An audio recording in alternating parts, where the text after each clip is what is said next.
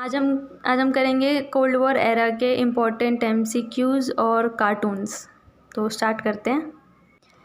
First हमारा question है, NATO North Atlantic Treaty Organization कब बना था? ये बना था 1949 में। सेकंड क्वेश्चन है, वार्सो पैक्ट कब बना था? वार्सो पैक्ट बना था 1955 में। नेक्स्ट थर्ड हमारा क्वेश्चन है, फर्स्ट वर्ल्ड वॉर कब हुई थी? फर्स्ट वर्ल्ड वॉर हुई थी 1914 से 1947 में। और इसके साथ ही सेकंड क्वेश्चन, ये भी क्वेश्चन आ सकता है कि सेकंड वर्ल्ड वॉर कब हुई थी? तो सेकंड वर्ल्ड वॉर हुई थी हमारी 1939 से 1945 में। फोर्थ क्वेश्चन है, इसमें से कौन सी कंट्रीज़ है जो अलाइड फोर्सेस का पार्ट नहीं थी? तो इसका आंसर है जापान। हमने पढ़ा था सेकेंड वर्ल्ड वॉर के टाइम पे दो फोर्सेस थी जो आपस में लड़ रही थी। एक तो थी अलाइड फोर्सेस जिसमें आते थे हमारे US, Soviet union, Britain, France, और दूसरी तरफ थे एक्सिस पावर जिसमें आती थी जर्मनी, इटली और जापान। नेक्स्ट फिफ्थ क्वेश्चन है, इनमें से कौन सी कंट्री है जो एक्सिस पावर का पार्ट नहीं थी? तो अभी हमने पढ़ा है Germany, Italy, Japan axis power में थी, तो इनमें से फ्रांस जो है वो सही आंसर है। फ्रांस एक्सिस पावर का नहीं, अलाइड फोर्सेस का पार्ट था। नेक्स्ट क्वेश्चन है, क्यूबा किसकी आइली थी? हमने पढ़ा था क्यूबन मिसाइल क्राइसिस में क्यूबा एक स्मॉल आइलैंड था जो सोवियत यूनियन की एली थी, यानी करेक्ट आंसर है यूएसएसआर। सेवेंथ क्वेश्चन है, क्यूबन मिसाइल क्राइसिस के टाइम पे यूएस के प्रेसिडेंट कौन थे? तो वो थे John F Kennedy. Next question है कि इनमें से कौन सी स्टेटमेंट है कोल्ड वॉर के बारे में जो करेक्ट नहीं है? तो पहला जो ऑप्शन है ये बिल्कुल सही है कि यूएस, यूएसएसआर और उनकी एलीज के बीच में कोल्ड वॉर चल रही थी। सेकंड, ये एक आइडियोलॉजिकल वॉर थी सुपर पावर्स के बीच में, ये भी सही है, हमने नोट्स में पढ़ा था। दोनों के बीच में आइडियोलॉजिकल सोच को लेकर जो है वो ये वॉर थी, इनके आइडियाज़ को लेकर। ये ऑप्शन है कि इन दोनों के बीच में आर्म रेस कॉन्ट्रैक्ट साइन हुआ था। हाँ, हुआ था ये भी। और लास्ट पार्ट है हमारा जो कि गलत है कि यूएस और यूएसएसआर के बीच में डायरेक्ट वॉर थी, तो डायरेक्ट वॉर नहीं थी।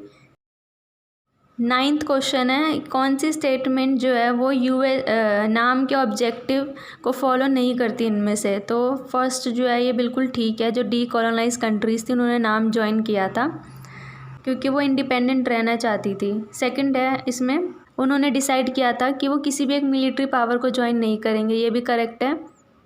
तो मतलब लास्ट ऑप्शन जो है इसमें गलत है कि वो नाम जो है, नाम कंट्रीज़ न्यूट्रलिटी को फॉलो कर रहे थे। ये हमने पढ़ लिया था न्यूट्रलिटी क्या होता है, अगर नहीं पता तो नोट्स चेक कर लें। कोल्ड वॉर के नोट्स की वीडियो की लिंक मैं डिस्क्रिप्शन में डाल दूँगी। नेक्स्ट क्वेश्चन है, इंडिया और यूएसएसआर के बीच में ट्रीटी ऑफ फ्रेंडशिप कब साइन हुई थी? तो ये हुई थी 1971 में, 20 ईयर्स के लिए। नेक्स्ट क्वेश्चन है, इनमें से कौन से जो है वो नाम के लीडर्स नहीं थे? तो लास्ट ऑप्शन हो ची मिन जो है वो लीडर नहीं थे नाम के। तो नाम के जो पांचों लीडर हैं उनके नाम याद होने चाहिए। कौन कौन से थे वो? यूगोस्लाविया के जोसेफ ब्रोज, इंडिया के जवाहरलाल नेहरू, इजिप्ट के लीडर थे गमाल अब्देल, और इंडोनेशिया के सुकर्नो और घाना के क्वामे नक्रूमा।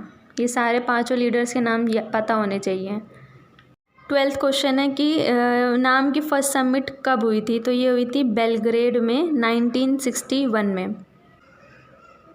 नेक्स्ट है 13th question, Cuban missile crisis कब हुई थी? ये हुई थी 1962 में, ये करेक्ट ऑप्शन है।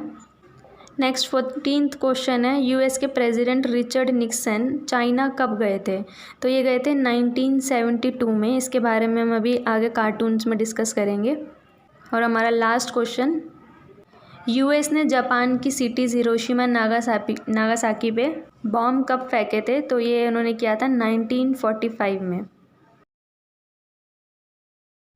ये जो मैप है इसके अंदर नाटो कंट्रीज़ और वार्सो पैक्ट कंट्रीज़ के बारे में बता रखा है। ये भी पूछा जा सकता है कि कौन सी कंट्रीज़ किसके अंदर थी, नाटो में कौन सी थी और वार्सो पैक्ट में कौन सी थी, तो इसको भी याद कर लेना।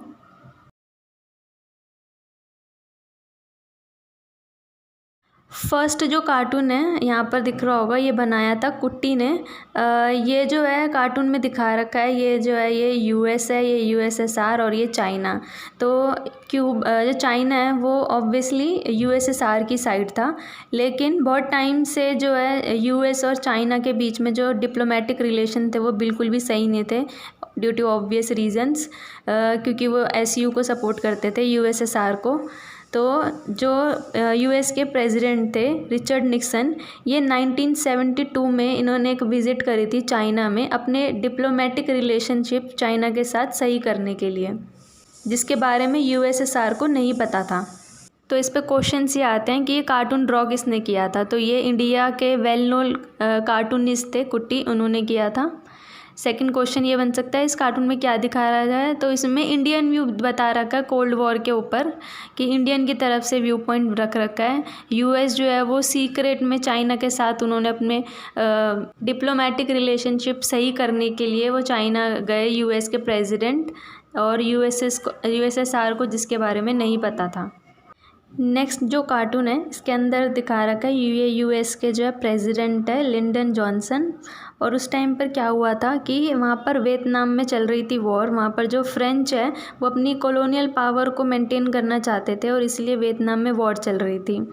लेकिन जो वियतनाम था वो कम्युनिस्ट था और वहाँ पर जो लीडर थे हो ची मिन, ठीक है, वो भी कम्युनिस्ट थे। तो क्या हुआ कि वियतनाम में वॉर चल रही थी, वहाँ पे भी आइडियोलॉजिकल वॉर, और इसीलिए वियतनाम जो है वो नॉर्थ और साउथ वियतनाम में डिवाइड हो गया। जो नॉर्थ वियतनाम था वो था कम्युनिस्ट आइडियोलॉजी को सपोर्ट कर रहे थे, और जो साउथ वियतनाम था वो सपोर्ट करता था डेमोक्रेटिक आइडियोलॉजी को।